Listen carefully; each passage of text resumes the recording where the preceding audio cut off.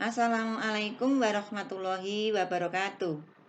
Anak-anak, mari kita belajar bersama Bu Guru lagi melalui video ini ya.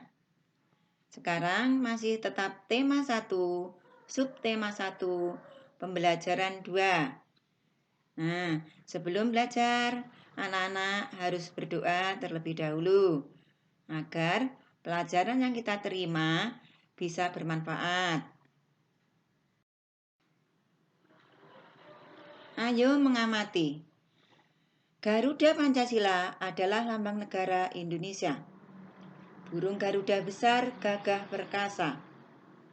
Lihatlah perisainya. Perisai itu memuat simbol-simbol dari sila-sila pada Pancasila. Pancasila adalah dasar negara kita.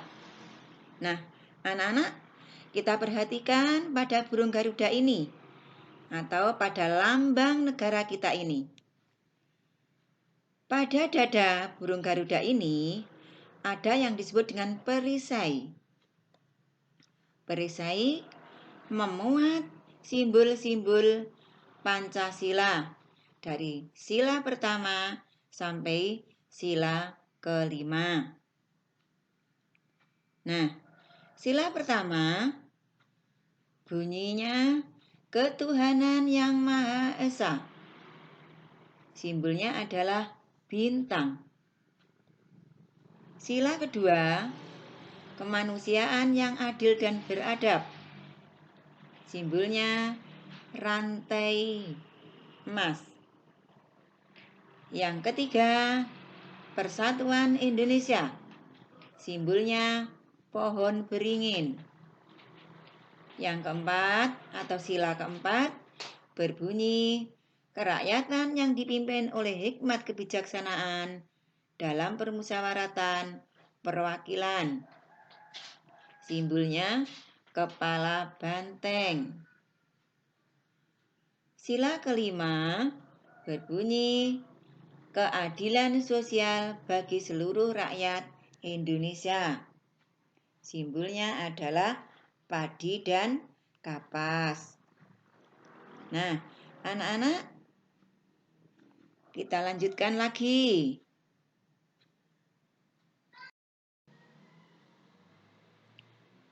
Amati gambar di bawah ini. Menurut pendapatmu, pengamalan sila keberapakah yang ditunjukkan oleh gambar ini? Nah, anak-anak, ayo kita perhatikan gambar ini. Gambar yang pertama adalah ada keluarga yang sedang melaksanakan sholat bersama. Kemudian yang kedua, ada keluarga yang sedang makan bersama. Tentunya dengan berdoa terlebih dahulu. Yang ketiga adalah gambar keluarga yang sedang pergi ke gereja atau beribadah ke gereja. Yang keempat, keluarga yang sedang beribadah ke pura atau pura. Yang kelima, keluarga yang sedang beribadah ke wihara. Dan yang terakhir adalah keluarga yang sedang beribadah di kelenteng. Nah, anak-anak, itu semua menunjukkan pengamalan sila ke-1, ketuhanan yang Maha Esa, yaitu yang ada hubungannya dengan Tuhan, yaitu beribadah.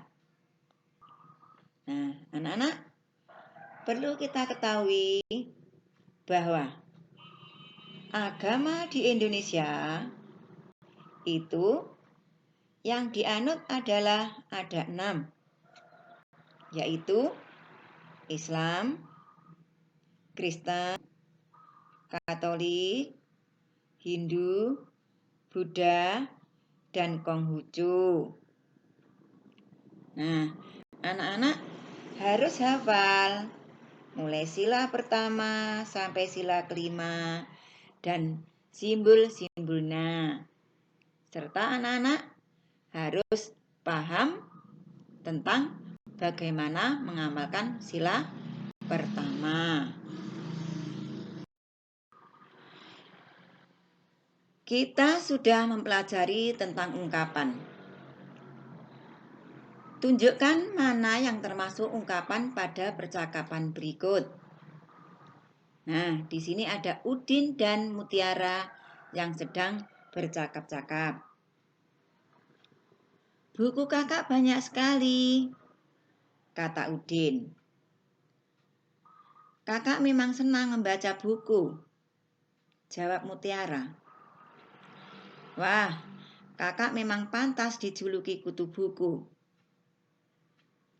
jawab Udin. Ayo, kamu juga harus rajin membaca. Ini ada buku cerita bagus, judulnya Bintang Lapangan, kata Mutiara. Ceritanya tentang apa, Kak? Tanya Udin. Cerita tentang pemain sepak bola yang rendah hati meskipun sudah terkenal, jawab Mutiara. Berarti dia tidak besar kepala ya, Kak? Terima kasih ya, Kak. Saya boleh meminjam buku kakak? Tanya Udin kembali. Sama-sama, Dek, jawab Mutiara. Nah, anak-anak, pada percakapan Udin dan Mutiara tadi ada beberapa kata ungkapan. Yang pertama yaitu kutu buku. Yang kedua, bintang lapangan. Yang ketiga, rendah hati. Dan yang keempat adalah besar kepala. Nah, anak-anak, pada ungkapan ini bisa diartikan bahwa kutu buku artinya suka membaca. Jadi, siapa saja yang suka membaca bisa dijuluki menjadi kutu buku.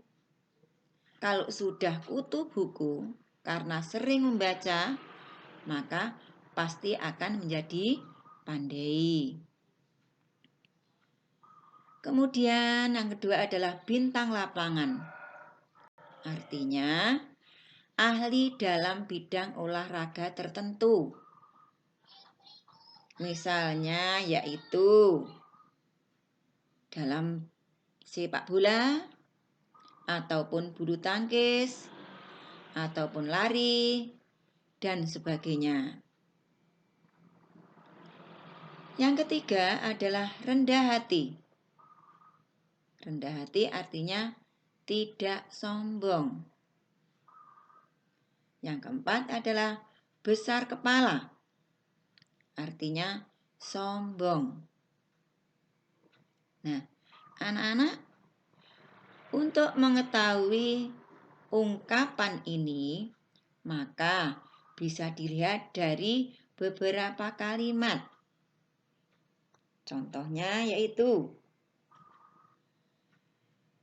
si Edo adalah kutu buku. Berarti Edo adalah anak yang suka membaca. Desi dipanggil anak si kutu buku. Berarti Desi juga anak yang sedang atau suka membaca. Selanjutnya, Ronaldo menjadi bintang lapangan sepak bola. Nah, ini berarti Ronaldo ini senang sekali atau bisa bermain sepak bola dengan baik, menjadi bintang lapangan. Rudi Hartono adalah bintang lapangan bulu tangkis. Berarti Rudi Hartono menjadi juara pemain bulu tangkis. Selanjutnya, Sari jadi juara kelas tapi dia rendah hati. Nah, meskipun juara kelas, dia rendah hati, dia tidak sombong. Lanjut. Orang itu kaya, tapi rendah hati. Nah, di sini juga rendah hati, tidak sombong. Orang itu meskipun kaya, tidak sombong. Vira jadi juara kelas, anaknya besar kepala. Nah, ini karena menjadi juara kelas, dia besar kepala, dia sombong. Dengan temannya dia seenaknya saja. Nah, itu tidak boleh. Jadi tidak boleh besar kepala. Meskipun dia pintar, meskipun jadi juara, maka tidak boleh besar kepala.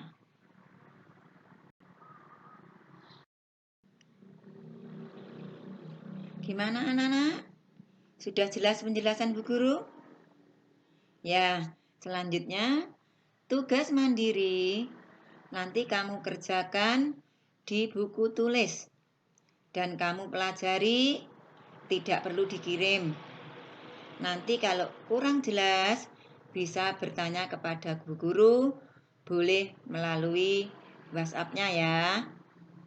Nah, kiranya anak-anak, untuk pelajaran hari ini, sampai di sini dulu. Terima kasih, selamat belajar. Kami akhiri. Wassalamualaikum warahmatullahi wabarakatuh.